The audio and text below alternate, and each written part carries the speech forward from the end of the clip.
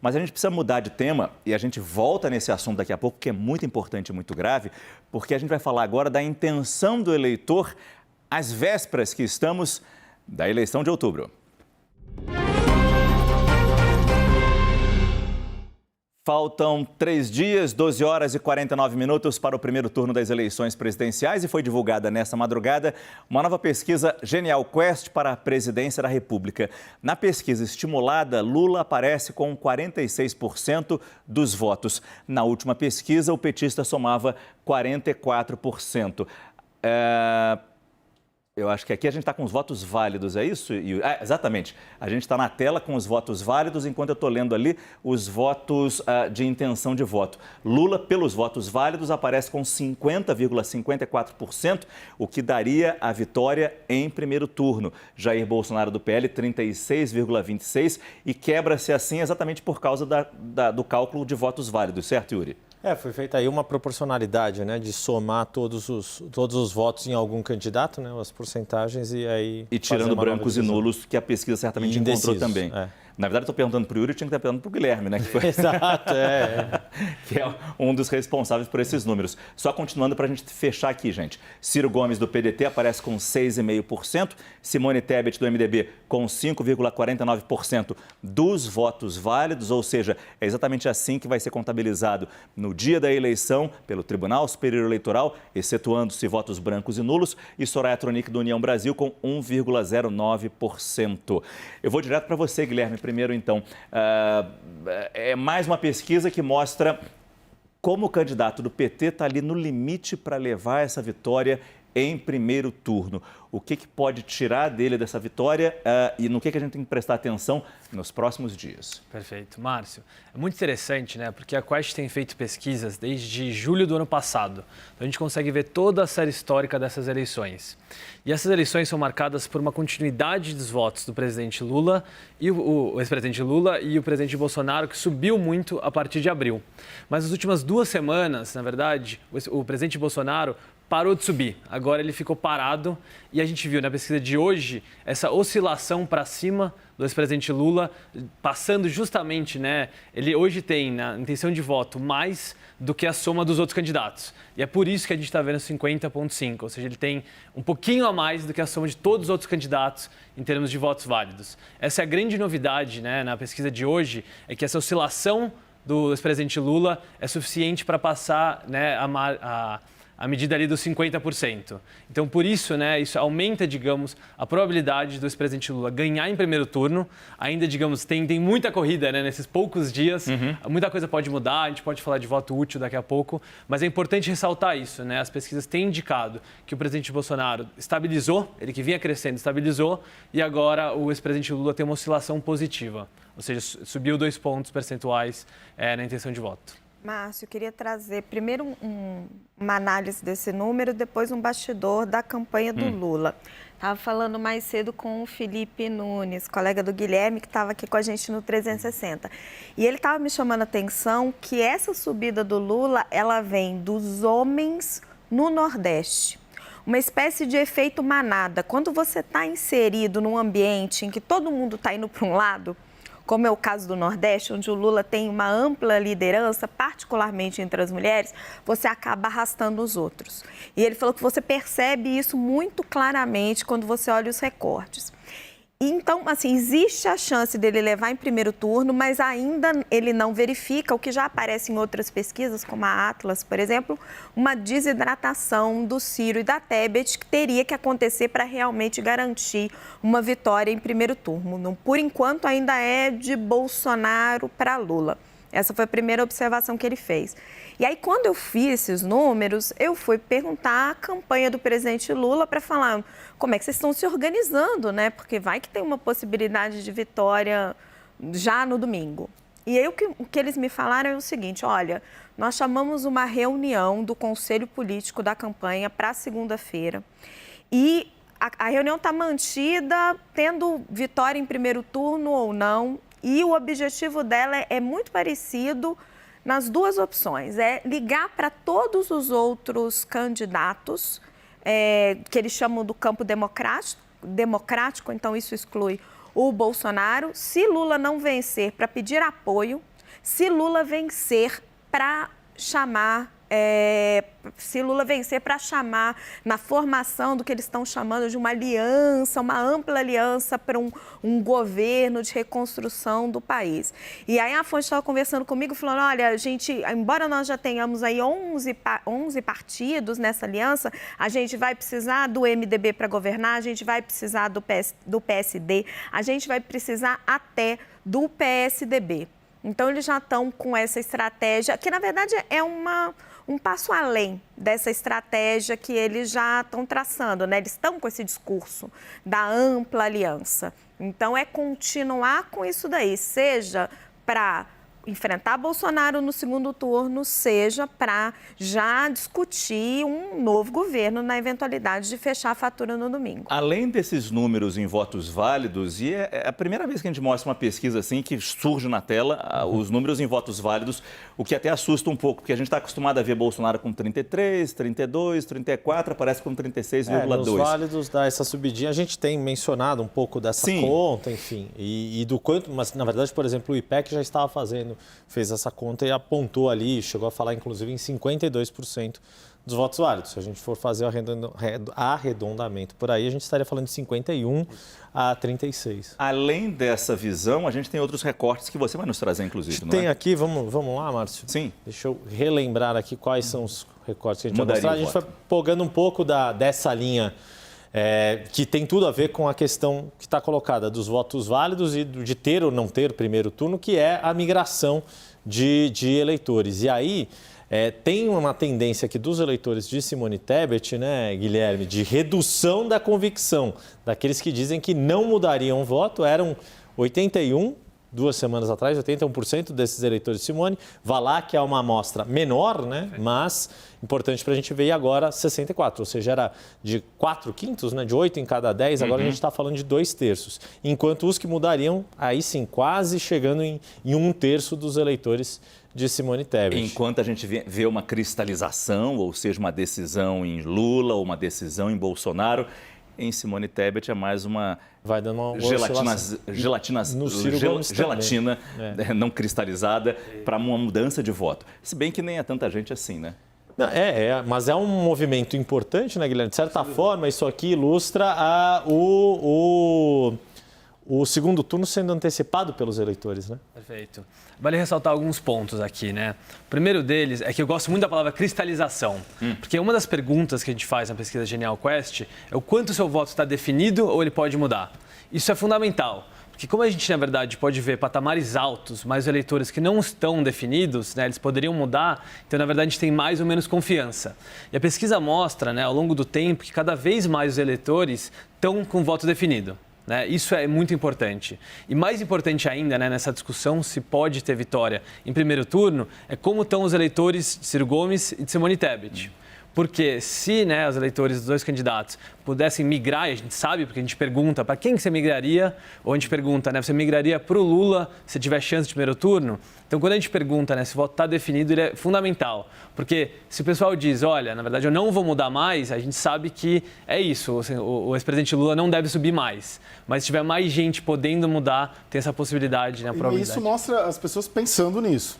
Exato. A campanha do voto útil do Lula, ela tem pegado, pelo menos feito as pessoas pensarem no assunto. É isso que isso mostra. E tem mais gente disposta a ouvir isso, né? Sim, quando você sobe de 19 para 30. Não, e está sendo bem sucedida, principalmente porque a gente está vendo aqui, em debate, Simone Tebet se destacando.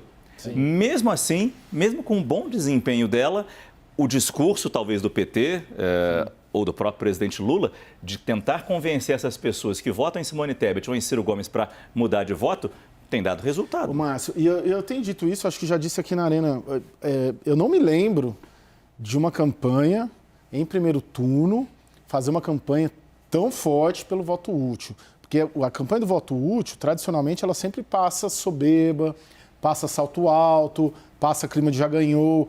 E quando você conversa com o QG do Lula, eles dizem não tem nada disso. E a gente sente que não tem nada disso, tanto que a gente está vendo essa reta final. O foco é no voto útil. Então é raro isso, não é comum, é atípico que a gente está vendo de um candidato que lidera as pesquisas para o principal cargo da República fazer uma campanha tão forte, explícita, intensa, tendo novidade todo dia. Hoje teve o Carlos Veloso, por exemplo. Ontem foi Joaquim Barbosa, intelectuais. Ontem à noite, empresários. Não é que eles falam, vamos fazer voto útil e cruza os braços. Faz o voto útil e põe essa campanha na rua, fazendo as pessoas e influenciadores e né, Caio? Exatamente. Terceirizando, porque esse é o interessante da estratégia. Porque se o Lula for pedir voto diretamente, é muito complicado. O que ele está fazendo ele pede para as pessoas irem votar. É isso que a gente tem na campanha. Ele terceiriza para pessoas que, teoricamente, não são do espectro político dele, né, Maio? O STF, que o condenou, depois o absolveu, os empresários... Absolveu não, anulou as condenações. Perdão, muito obrigada. Anulou as condenações. Então, você tem ele vai buscando de... pontas do lado de fora do espectro político dele e vai fazendo uma terceirização dessa busca do voto. É a bandeira da campanha agora, né? Desculpe, Yuri, vai lá. Não, eu ia complementar duas coisas pegando os ganchos de vocês dois, né? Primeiro, essa história, por exemplo, do ex-ministro Carlos Veloso, que falou hoje, Joaquim Barbosa falou ontem, havia uma expectativa de outros ex-ministros, ministros aposentados do Supremo também falarem, e o ex-ministro Marco Aurélio Mello, inclusive em entrevista aqui à CNN, chegou a falar em não votar no Lula e votar em Bolsonaro, né? E aí já ficou até uma brincadeira de bastidor, que mesmo entre os ministros aposentados, Marco Aurélio Mello vai ser voz dissidente, os outros todos formando maioria para o outro lado. E a outra questão que acabou passando meio batido ontem, por causa, e óbvio, né, pelo interesse jornalístico que existe da reunião do Lula com os empresários e pelo volume de empresários que estiveram com ele, mas essa reunião da tarde de ontem com os intelectuais, com ex-ministros de Fernando Henrique Cardoso, ex-secretários do governo Alckmin, ou seja, muitos tucanos de uma ala até mais conservadora, como o ex-secretário João Meirelles, que é um nome bem fiel, bem leal a Geraldo Alckmin, acabou passando um pouco batido o simbolismo político que isso significa. O quanto isso tem uma espécie, e a palavra que eu ouvi de pessoas que participaram dessa conversa, de reconciliação entre PT e PSDB, quase que dando razão àquela frase do Paulo Guedes de que tudo foi governo de esquerda nos últimos 30 anos, mas que no fundo, foi uma espécie de reencontro de dois partidos que têm trajetórias semelhantes no campo da centro-esquerda diante do que estão vendo agora. Partidos que tiveram uma atuação pela redemocratização do país, essas forças políticas, né? E aí estava José Carlos Dias, Rubens Recupero, pessoas mais novas como Alexandre Schneider, ex-secretário de Educação, e o quanto Lula e Alckmin estavam ali num ambiente trazer uma informação levando a essa dessa reunião que eu achei muito interessante. Estava o André Lara Rezende, que é um dos criadores do Plano Real. O André que já está ele mudou muito a filosofia econômica dele, ele hoje tem uma filosofia mais desenvolvimentista, mas enfim, ele é um símbolo. E aí eu estava conversando com ele, perguntei, falei, mas André, você não acha que é um pouco de um cheque em branco que vocês estão dando para a política econômica do Lula? E ele falou, não, acho que não. Eu acho que a gente está muito cansado dessas campanhas agressivas e polarizadas. Estou até lendo aqui para me relembrar, porque essa conversa foi ontem. E aí ele me disse, quanto mais cedo se formar uma nova coalizão civilizada, melhor. Aí eu perguntei, mas você acha mesmo que o PT está disposto a formar essa coalizão? E aí ele me falou, o Lula parece que sim. E aí eu falei, mas você está fazendo uma divisão entre o Lula e o PT? Ele falou, estou. Não são coincidentes. Olha só. Deixa eu jogar. Para nós, essa divisão existia há muito tempo e os governos do Lula são marcados por essa divisão. Enfim, mas mais ou menos, né? Não, no sentido de que o Lula sempre foi muito mais aberto a essas conciliações. Só o Lula bancaria, por exemplo, o Henrique Meirelles, presidente do Banco Central, lá em 2003. O PT jamais toparia isso, o PT engoliu aquilo naquela época. Trazer o Alckmin também, né? Uma decisão que passou pelo José Lula. Alencar. José Alencar, para ser vice do Alckmin, o Lula peitou o PT. O PT tinha reunião, assembleia, que os caras juntavam 3 mil pessoas para xingar o José Alencar. Mas eu achei muito forte isso do André. A diferença entre o Lula e o PT. Eu não sei porque eu estou lembrando do Ciro Gomes falando Lula, esse encantador de serpentes. Mas isso fica para outra hora. Só voltar agora com a Thaís e agora com o Felipe Moura Brasil, que se junta ao nosso time. Boa noite, Felipe. Thaís, você tem uma informação e uma opinião sobre isso que a gente está discutindo aqui. Essa pesquisa e bom, enfim, todo esse pacote de que a Quest nos oferece desde a meia-noite, a 0 hora de hoje. Márcia, era só para fazer um complemento a essa apuração dos apoios de ministros do Supremo Tribunal Federal. Sim, o PT está trabalhando para ter mais apoios até o fim da semana. A ideia é pouco fechar uma geração ali de ministros do Supremo Tribunal Federal anterior a essa que não votou nos casos que a gente já citou aqui, do ex-juiz Sérgio Moro e da Operação Lava Jato. E aí entra Carlos Aires Brito entre eles, e esse apoio já é dado como certa. Eles estão esperando apenas essa manifestação que está prevista para acontecer hoje. Márcio. Obrigado, Thaís. Isso é importante. A gente vai destacar daqui a pouco qual o peso disso, qual o efeito desses apoios que vêm, digamos, da nossa mais alta corte na campanha de Lula. Mas, Felipe, queria te ouvir sobre esses números da Quest aqui que mostram... antes a gente vai trazer daqui a pouco, gente, os números dessa possível mudança de eleitores de Ciro. Vemos ali que Simone Tebet... os eleitores dela não são tão cristalizados assim, na palavra que o Guilherme gosta, e podem mudar de voto. Como é que estão os eleitores de Ciro neste momento da campanha? A gente vai trazer esses números daqui a pouco. Antes, a sua visão desses números, Felipe. Boa noite, Márcio. Boa noite a todos. De fato, há ali uma porcentagem de 1/4 a 1/3 dos eleitores do Ciro Gomes e da Simone Tebet dispostos a migrar para o Lula no primeiro turno ainda. Resta saber se eles realmente vão decidir fazer isso. E, claro, a campanha do Lula vai buscando ingredientes para atrair esse eleitorado, sem que haja, assim, um ingrediente peso pesado, decisivo. É uma soma.